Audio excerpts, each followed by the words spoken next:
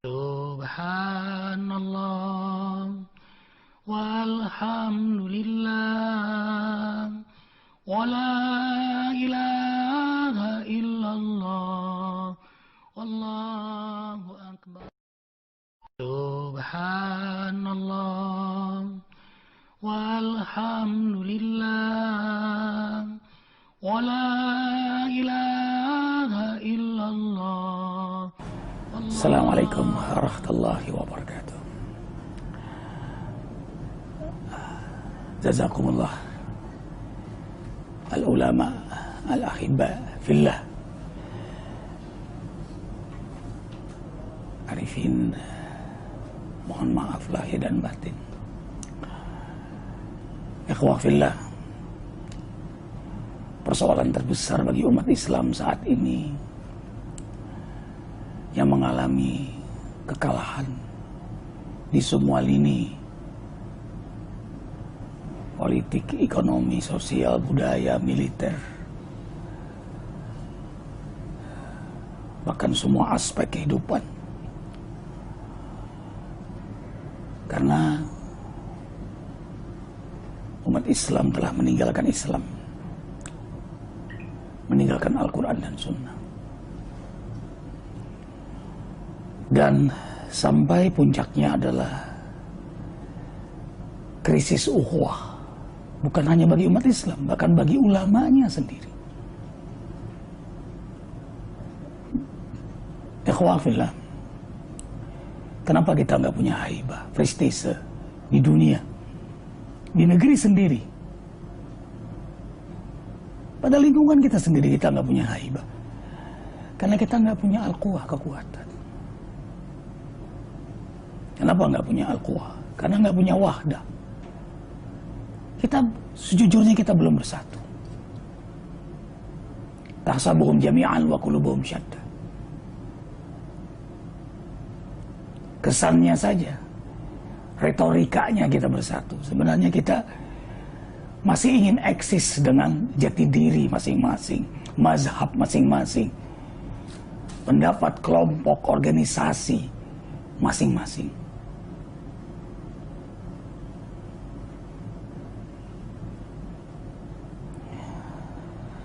Kenapa kita nggak punya wahdah? Ya, karena kita mengalami yang disebut dengan ukhuwah.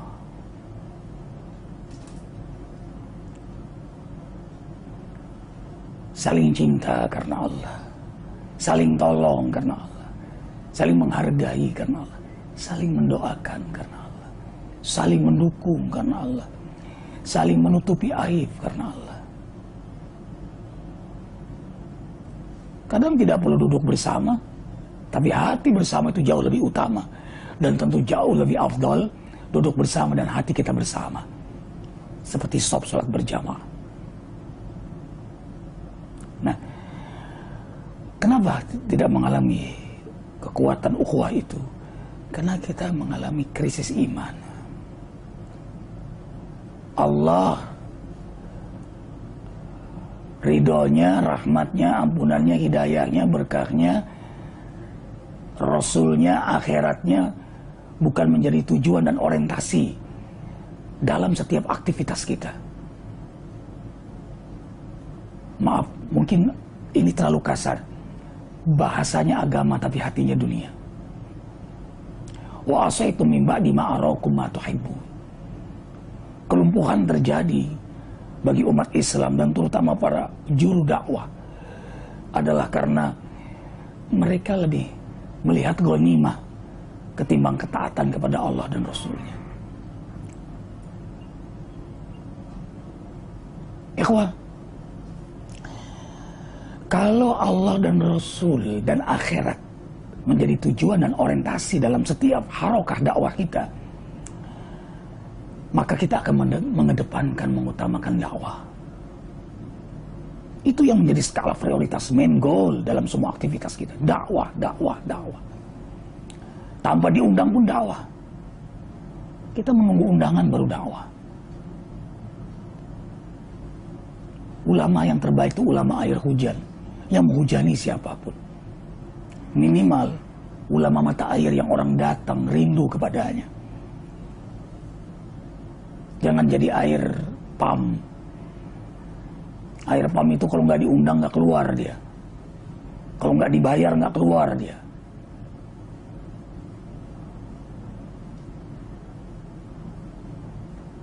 Nggak siqah dalam dakwah. Memilah-milih dalam dakwah. Akhirnya retorika saja. Intinya dia mencari duit. Ini ngamen, ikhwah.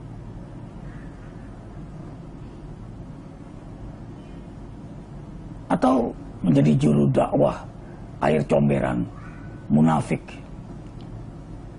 Dia berbuat maksiat. Kabura ma'atan innallaha an taqulu ma la taf'alun. Nah, dakwah kita utamakan. Nah, kita berkumpul karena mengutamakan dakwah. Kita bisa bersama karena mengutamakan dakwah.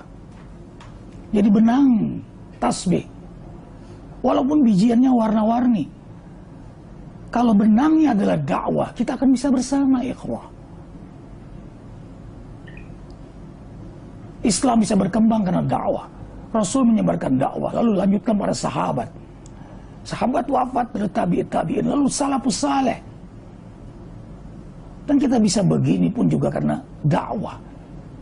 Maka dakwahlah utamakan. Dimulai dakwah pada diri sendiri, fardiyah, ahliyah, keluarga kita. Lalu sahabat-sahabat kita. Lalu khususnya orang-orang penting. Lalu ijtimaiyah, tabligh, ta'lim.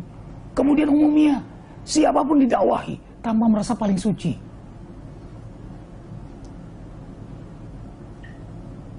Kemudian kalau dakwah yang menjadi prioritas, maka yang kedua adalah ukhuwah. Nah, buahnya dari orientasi dakwah itu ukhuwah. Banyak kita berbeda paham dengan kawan-kawan yang misalnya Arifin. Ada yang bedakan zikir, Arifin sayang pada kawan-kawan yang bedakan zikir. Nggak ada masalah. Nggak penting perbedaan itu, yang penting ukhuwahnya. Yang penting dakwahnya. Hanya karena perbedaan kunut. Nggak penting perbedaan itu. Yang penting dakwahnya, ukhuwahnya. Nggak penting zikir berjamaah itu. Yang penting umat itu bertaubat dan sebagainya. Itu yang penting. Jadi hal-hal yang kecil yang masih persoalan furu'iyah bukan asliyah. Kecuali yang sudah difatwakan jelas, bayan, clear oleh Majelis Ulama Indonesia. Ada yang kita bersama, ada yang kita tidak bisa bersama. Nah, kemudian yang ketiga, kalau sudah dakwah yang menjadi prioritas, maka ukhuwah. Kalau iyyaka na'budu wa iyyaka nasta'in. Kalau Allah menjadi tujuan kita, na'budu. Kami beribadah bersama. Kami mohon pertolongan kepada Allah. Kami, bukan aku. Kami. Aku, kamu lebur menjadi kami. Soffan ka'anna bunyanu marsus. Nah, kemudian yang ketiga, maslahah. Kalau sudah ukhuwah, maka kemaslahan jadi yang dikedepankan. Masalahnya apa? Kita di samping Masjid Az-Zikra ada musola yang berbeda, yang mereka tidak sependapat dengan speaker. Aspek ya, anti speaker. Musolanya hancur, bocor. Kita bangunkan. Subhanallah. Nggak ada masalah, speaker nggak speaker. Masalahnya untuk umat, biar bisa sholat di musola itu.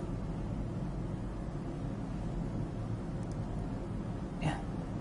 Allah. Nah, ini kemaslahan yang harus dikedepankan. Setelah ukhuwah dan prioritas dakwah. Maka Arifin bahagia sekali. Walaupun keadaan hanya bisa melewati ini, tapi Arifin menyayangi semua ayah, ikhwah fillah, kawan-kawan, juru-juru dakwah. Ini saatnya bukan lagi retorikaan, bukan main-main lagi dakwah. Bukan lagi eksis dirian lagi. Nggak perlu lagi GR dengan pujian, nggak perlu sakit hati lagi dengan hinaan. Saatnya kita menjadi teladan bagi umat. jadi mata air, jadi cahaya. Apa yang di hati itu yang dipikirkan, apa yang dipikirkan itu yang diucapkan, apa yang diucapkan itu yang diamalkan. Istiqamah, siqah, lahir batin taat kepada Allah Jalla Jalaluh.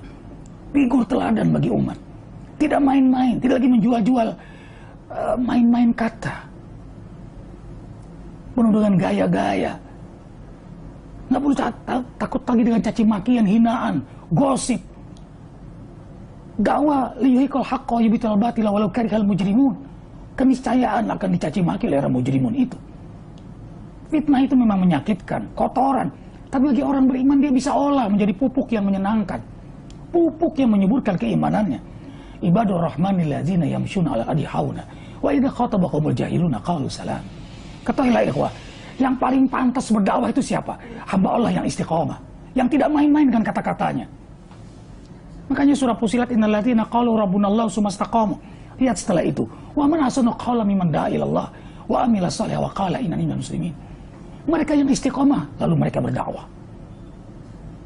Ikhwah, al-lugha al-mazruqah. Bahasa itu rasa. Umat itu bisa merasakan mana main-main kata, mana yang serius dalam berdakwah. Mana yang istiqamah, mana yang dalam setiap kata-katanya benar-benar tulus mencintai umat. Maaf ikhwah kalau ingin menyampaikan ini. Inilah keadaan sekarang. Mudah-mudahan arifin dan semua ikhwah Allah bersamakan dalam ridhonya, dalam rahmatnya, dalam ampunnya, dalam hidayahnya, dalam berkahnya, dalam harakah dakwahnya. Kita bersama. Walaupun tidak harus duduk, kita bersama. Satu saat kita duduk bersama, lalu kita bersama-sama.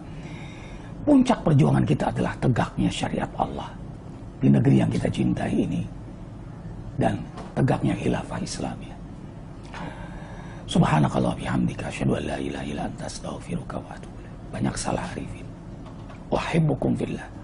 Assalamualaikum warahmatullahi wabarakatuh. Give thanks to Allah for the moon and the stars. Praise Him all day for what is and what was. Take hold of your iman, don't give in to shaitan. Oh, you who believe, please give thanks to Allah. Allahu Ghafoor, Allahu Rahim, Allahu yuhibbul muhsinin.